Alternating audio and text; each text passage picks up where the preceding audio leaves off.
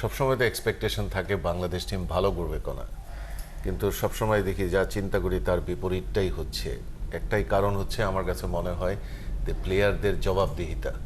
প্লেয়ারদের কোনো জবাবদিহিতার কোনো স্কোপ বিসিবিতে কোনো রকমের পরিবেশ নাই যেখানে প্লেয়ারদেরকে ব্যাখ্যা দিতে হবে ওয়াই দে ফেইল্ড। আপনি যখনই টিম ক্যাপ্টেনকে ডাকছেন প্রেস কনফারেন্সে, উনি আসছেন, এসে বলছেন আমাদের অনেক কিছু শিখেছি, সামনে ভালো করব, আমরা দেখছি নতুন অনেক প্লেয়ার আসছে, অনেক কিছুই বলেন, একদম সেট কতগুলো বক্তব্য দেন। সেই জায়গা থেকে যখন আপনি চিন্তা করবেন তখন দেখবেন আমরা একই জায়গায় রয়ে গেছি। এবং ওই জায়গাটার থেকেই দুঃখজনক ব্যাপার হচ্ছে কোনো কিছুর কিন্তু কোনো ঘাটতি নাই, কোনো কিছুর কোনো কমতি নাই from BCB to the players, but প্লেয়ার্সরা পারফর্ম করতে পারছে না। আপনি যদি মনে করেন লিটন দাসের মতন একজন প্লেয়ার যার দক্ষতা নিয়ে কোনো কারণে কেউ কোনো সন্দেহ তুলতে পারবেন না, কিন্তু উনি পারফর্ম করতে পারছেন না, তাহলে ওনাকে কি করা প্রয়োজন?